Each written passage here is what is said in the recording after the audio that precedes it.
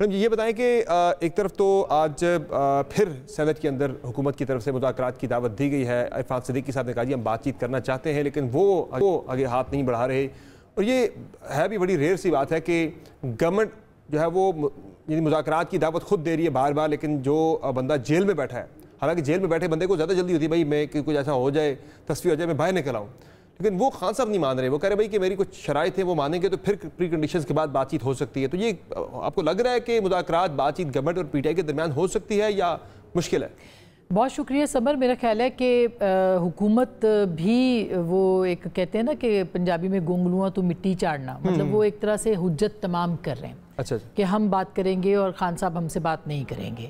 ایک تو وہ پولیٹیکل سائیڈ کو کور کر رہے ہیں کہ ہم تو بار بار کہتے رہے کہ اس طرح کے حالات میں بات چیت کی جائے. سنجیدگی کے لیے اگر ہے تو کچھ سی بی ایمز تو گورنمنٹ کو بھی لینے پڑیں گے. سی بی ایمز کے طور پہ مثلاً یہ کہ کچھ خواتین جو ہیں وہ جیل کے اندر ہیں اور ان کو بار بار گرفتار کیا جاتا ہے, ان کی رہائی کا سی بی ایم ایک ہو سکتا ہے. ابھی حال ہی میں ای سی ایل سے نام ہٹائے ہیں گورنمنٹ نے, وہ ایک سی بی ایم کے طور پہ اس کو دیکھا جا رہا ہے. دوسری طرف خان صاحب ہیں جو کہ پولیٹیکل لوگوں کے ساتھ بات کرنا ہی نہیں چاہتے کیونکہ ان کا جو پولیٹیکل ووٹ بینک ہے وہ اس سے افیکٹ ہوگا, اور وہ کہتے ہیں جی میں چور ڈاکوؤں کے ساتھ بات نہیں کروں گا. وہ صرف اسٹیبلشمنٹ کے ساتھ بات کرنا چاہتے ہیں. اب دلچسپ بات یہ کہ آج ان کی تحریک تھی جو کہ آئین کے تحفظ کی تحریک انہوں نے دی ہے, مگر دوسری طرف خان صاحب جو ہیں وہ پولیٹیکل لوگوں سے بات نہیں کرنا چاہتے, وہ مقتدرہ کے ساتھ ہی بات کرنا چاہتے ہیں. تو یہ بھی ایک تضاد ہے جو کہ ان کی پالیسی میں نظر آتا ہے. تو جب تک وہ بھی پولیٹیکل لوگوں کے ساتھ نہیں بیٹھیں گے, مثلا کل آپ کو پتا ہوگا اگر قائرہ صاحب بتا رہے تھے کہ 6 مئی کو جو مذاکرات ہوئے تھے جس میں کہ وہ مان گئے تھے کہ 30 جون کو اسمبلی ڈیزالو کر دی جائے گی, الیکشن کروائے جائیں گے, لیکن عین وقت پہ عمران خان صاحب نے اس کی ایک شرط رکھ دی کہ پہلے اسمبلی کو ڈیزالو کیا جائے, اور اس کے 3 دن کے بعد جو ہے وہ 9 مئی ہو گیا تھا. تو ایک ٹرسٹ ڈیفیسٹ ہے جو کہ بے تحاشا ہے, اس کو کم کرنا ہے, اور کم کرنے کے لیے بہرحال جو ان کی 3 شرائط ہیں ان میں سے کچھ کے اوپر بات ہو سکتی ہے اور وہ کرنی چاہیے. ایسا تو نہیں ہے کہ خان صاحب is banking too heavily on the movement کہ اسٹریٹ پاور کے اوپر کافی زیادہ وہ ریلائی کر رہے ہیں کہ بھائی میری اسٹریٹ پاور اتنی زیادہ ہے کہ لوگوں نے نکل کے مجھے ووٹ بھی دیا اوور ویلمنگلی, اسی طرح سے لوگ جو ہے وہ یہ جو موومنٹ حکومت کے خلاف شروع ہو چکی ہے اس میں بھی نکلیں گے تو گورنمنٹ گھٹنے ٹیکنے پہ اینڈ پہ گورنمنٹ ہی مجبور ہوگی. لگ رہا آپ کو یہ ریئلسٹک ہے ان کی یہ جو ہے سوچ یا ان کی کیلکولیشن؟ سب مجھے نہیں لگ رہا فرینکلی. وہ جو ایک بز ہے تحریک کی وہ آج آپ نے نوٹس کی ہوگی اور آپ بھی گئے ہیں لوگوں سے ملتے ہیں, وہ بز نہیں ہے جو کہ ہوتی تھی کسی زمانے میں تحریک انصاف کی لانگ مارچ. اور اس کی بڑی وجہ یہ کہ عمران خان صاحب باہر نہیں ہے اور ان کی جماعت بار بار کہہ رہی ہے کہ رہائی ہمارا پہلا جو ہے وہ ایک ڈیمانڈ ہونا چاہیے جو کہ عمران خان صاحب کی رہائی کی سو. بھی جو بات کی سینٹ کے اندر علی ظفر صاحب نے اور باقی پی ٹی آئی کے رہنماؤں نے, انہوں نے یہی بات کی بھائی کہ آپ شروع یہیں سے کریں کہ آپ اس میں خان صاحب کی رہائی ہے اور باقی جو تحریک انصاف کے قیدی ہیں ان کی 9 مئی کی عام معافی ہے اور وہ سارا ان کی اب رہائی کرتے ہیں تو پھر آگے بات چیت اور الیکشن کو آڈٹ ہے. لیکن آپ دیکھیں نا اس میں بھی اگر وہ رہائی چاہتے ہیں اور وہ رہائی کا ڈیمانڈ معاملہ تو عدالتوں کے پاس ہے, کیا وہ سیاسی حکومت سے کہہ رہے ہیں پولیٹیکل گورنمنٹ سے کہ وہ اس کی رہائی کریں یا اسٹیبلشمنٹ سے کہہ رہے ہیں؟ تو اگر اسٹیبلشمنٹ اور وہ رہائی کرتے ہیں تو کیا اس کو ہم ڈیل نہیں کہیں گے, کیا ہم اس کو این آر او نہیں کہیں گے؟ تو میرا خیال ہے کہ پاکستان تحریک انصاف اور خاص کر کے عمران خان, ان کا موقف یہ ہے کہ بھئی سزائیں غلط ہوئی ہیں. جی وہی بات ہے کہ اگر وہ یہ کہتے ہیں کہ ان کے سزائیں غلط ہیں, کیسز غلط ہیں, تو بھی عدالتوں کے اندر معاملات ہیں, عدالت کے ذریعے سے فیصلہ ہونا چاہیے.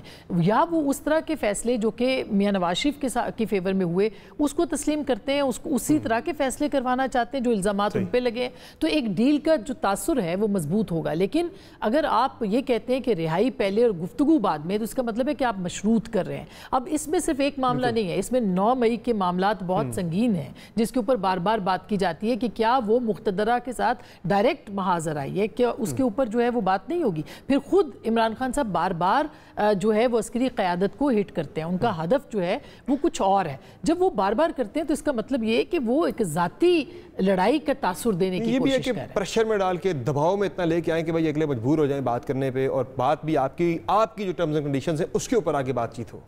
آپ کو لگتا ہے کہ دباؤ جو ہے وہ اس طرح کا کیا جا سکتا ہے؟ یہ آپ کو یاد ہوگا آج پیغام بھی آیا ہے ادھر سے, آرمی چیف نے بڑا سخت اور بڑا کیٹیگوریکل ورڈز میں انہوں نے بیان دیا, 2 ٹوک الفاظ میں. میں 3 لائنیں ان کے بیان کی دوبارہ سے پڑھ بھی دیتا ہوں ناظرین کے لیے. ہم نے انٹرو میں بات کی بھی تھی.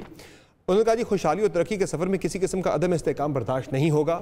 ملک کی ترقی کے سفر میں رخنہ ڈالنے اور توجہ ہٹانے والوں کی تمام کوششیں ناکام ہوں گی. منفی پروپیگنڈا اور سوشل میڈیا ٹرولز ترقی اور خوشحالی کے لیے کام کرنے سے نہیں روک سکتے. اب اس میں بالکل بڑی کیٹیگوریکل انہوں نے اب کیوں کریں گے؟ دیکھیں نا اس وقت ضرورت کس کی ہے؟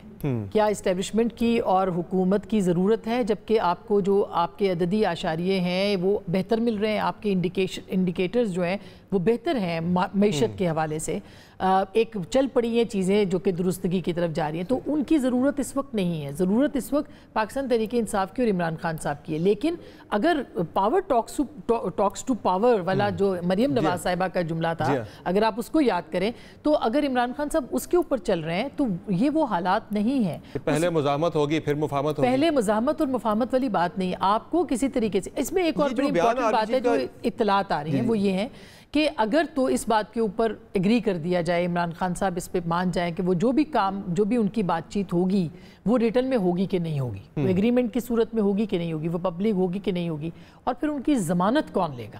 یہ وہ سوال ہے جس کے اوپر ایک بہت عدم اعتماد ہے دونوں طرف سے، اور ادھر عمران خان صاحب کی طرف زیادہ ایک ٹرسٹ ڈیفیسٹ ہے کہ اگر ہم یہ کر بھی لیں گے تو کیا گارنٹی ہے کہ عمران خان صاحب اس کے اوپر جو ہے وہ قائم رہیں. آرمی چیف کا بیان تھا آج کا، یہ لگتا ہے کہ یہ کل جو اریمن گنہ پور نے بھی جو ایک دھمکی دی تھی کہ ہم اسلام آباد پہ قبضہ کر لیں گے، خان صاحب کو رہا کر کے یہاں سے لے جائیں گے، گورنمنٹ گرا دیں گے، یہ اس کے رسپانس میں بھی شاید تھا کہ پیغام دیا گیا بڑا واضح، بھائی اگر ایسا کچھ سوچ رہا ہے تو یہ ہونے نہیں دیا جائے گا ایسی کوئی بھی چیز. جی بالکل ظاہر ہے کہ خانہ جنگی ہے نا سیدھی. بالکل وہ تو جو میرا خیال ہے کہ ایک صوبے کے وزیر اعلیٰ کا پہلی دفعہ اس طرح کا سٹیٹمنٹ ہم نے، اس سے پہلے پرویز خٹک صاحب نے بھی اس طرح کے سٹیٹمنٹس دیے تھے 2014 کے اندر، اگر آپ کو یاد ہو 2014 کے دھرنے کے اندر، اور وہ آئے بھی تھے لیکن پھر کیا ہوا تھا، وہ کراس نہیں کر سکے تھے. تو میرا نہیں خیال کہ یہ ایک گیلریز کے ساتھ کھیلنے کی بات ہے. اور یہ بھی نوٹس کریں کہ جتنے بھی لیڈرز جب مل کے آتے ہیں عمران خان صاحب سے تو اس کے بعد آ کے ایک دو دن وہ اسی طرح کے سٹیٹمنٹس دیتے ہیں.